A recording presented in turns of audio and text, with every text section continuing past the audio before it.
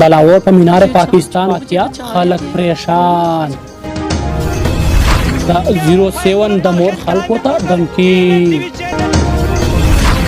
د ټوپک مار 07 ته واپسی جواب. د ډیمیالوجي سټوډنټان په بورا حال لوی احتجاج. د جلال خان د حکومت نه لوی اپیل.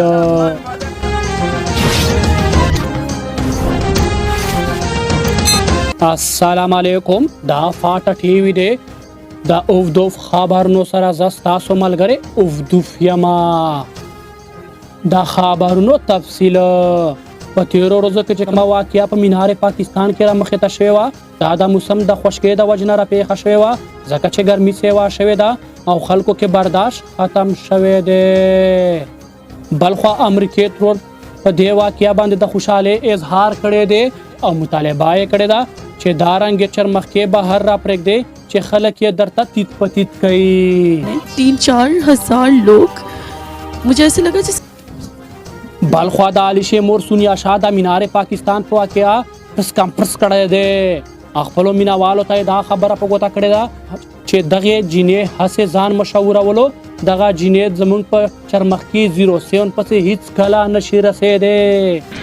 او ما له خو دې پورې خندا راځي چې دې بار بار راځي او بل پسې خاندي او ځان ته نه ګوري چې ته څه شې. یو بل نوي خبر نه مو خبره وو چې ټوپک مار 07 مور ته دا دمکي ورکړې ده که چېرته تاسو د کنجرتوب پرې نه ښودو نو داسې به بدنام کړم لکه څنګه بدنام یو.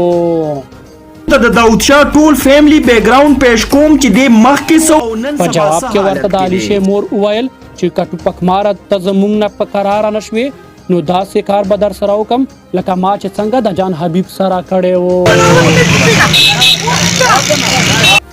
بلخوا موږ تاسو سره ډېر د خفګان خبر نشر کوو.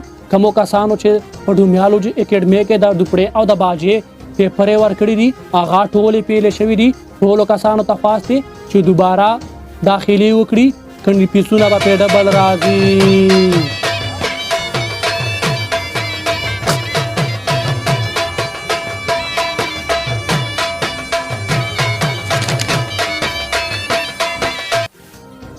بلخوا ملک جرات خان په دې خبره ډېر د خفګان اظهار کړی دی او میډیا ته دا خبره په ګوته کړې ده که چېرته د دې کسانو د ډیمیالوجي پیپر یې پاس نه کړی شي نو موږ به ډېر غټ احتجاج وکړو او تورې جنډې به راواخلو.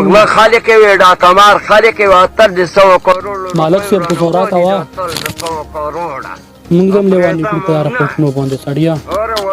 د لوبو خبرونه. د لوبو د میدان نه موږ ته نوی خبر راغلی دی کوم چې بیګا په برکلي کې د ښځو او خاوندانو ترمنځ کومه مقابله شوې ده هغه کې ښځو خپلو خاوندانو ته شکست ورکړی دی. مهمان خصوصي د اوچا ښځو ته په تقریر کې دا خبره وکړه چې تکړه چې خپل خاوندان در د سر اوچت نه کړي لکه څنګه یې زه د اوس کړی یم دغه شان ټول د اوسان کړی مونږ خو دومره د اوسان نه. او په آخر کې د اوچا په انعام کې ټولو ښځو ته د وزندار او سینډلو اعلان هم کړی دی. ځان ساتئ ځوانانو. بل اړخ ته خاوندانو احتجاج وکړو او یې ویل چې سونیا شاه کم انفایر توب کړی دی دا ډېر ناکام انفایر توب دی.